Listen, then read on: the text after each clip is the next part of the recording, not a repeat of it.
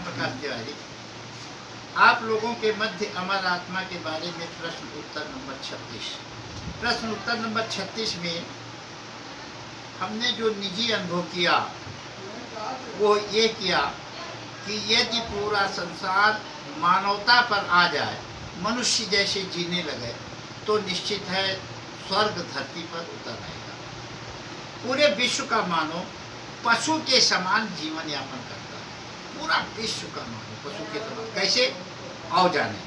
आपको ये पता होना चाहिए। अब आप कहेंगे कि पूरा मनुष्य जैसे जी रहा है, और मैं कह रहा हूँ पशु जैसे जी रहा है। एक देश दूसरे देश का बार्डर के लिए हम कल टहलने निकले तो हमने देखा दो कुत्तों की भीड़ लड़ाई कर रही थी।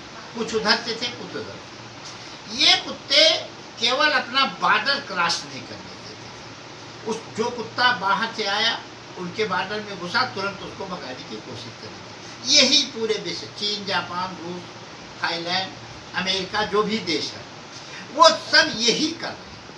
अपने बार्डर पर सैनिक लगाए, दूसरे देश के को आने से रोक रहे हैं। वीजा और पासपोर्ट का भी यही प्रक्रिया है कि यदि मैं अनुमति दूं तो मेरे खित्ते में आइए। इसे मानवता नहीं कहते, इसे तो पशु के समान जीना बता दें।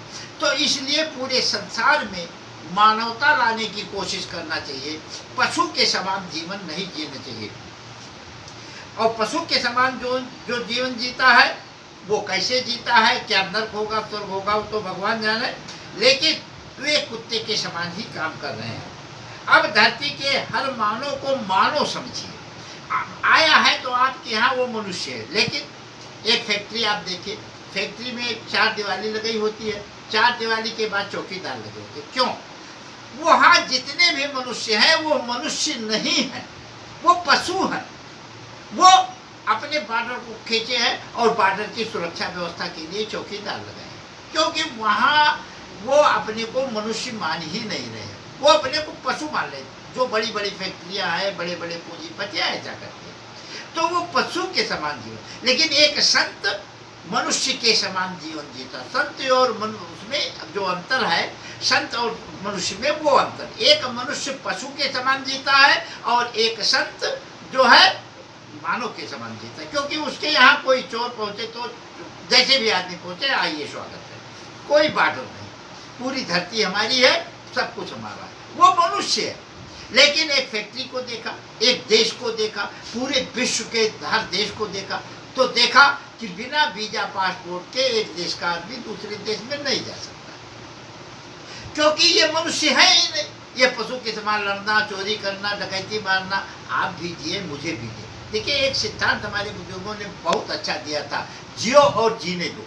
जियो और जीने दो का सिद्धांत अगर लागू होता है तो निश्चित है हर मनुष्य पशु के समान नहीं जिएगा, बल्कि मनुष्य के समान जिएगा। अब कौन सी भाषा है, काला है, गोरा है, उससे क्या लेना देना, उसका स्वभाव कैसा है, थोड़ा सा इस पर ध्यान देना होगा, क्योंकि वो नुकसान भी पहुंचा सकता है।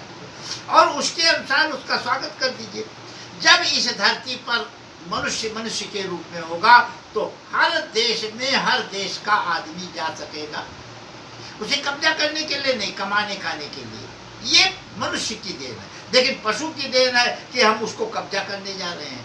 तो कब्जा करने आप मत जाइए, धरती आपकी है ही नहीं। इस धरती से आप आए हैं और चले जाएंगे। 100 वर्ष अंग्रेजों ने किया, राज किया, लेकिन जो अंग्रेज राज किए, क्या वो इस धरती पर हैं? नहीं, वो सब चले गए। अब नए वाले अंग्रेज आ गए।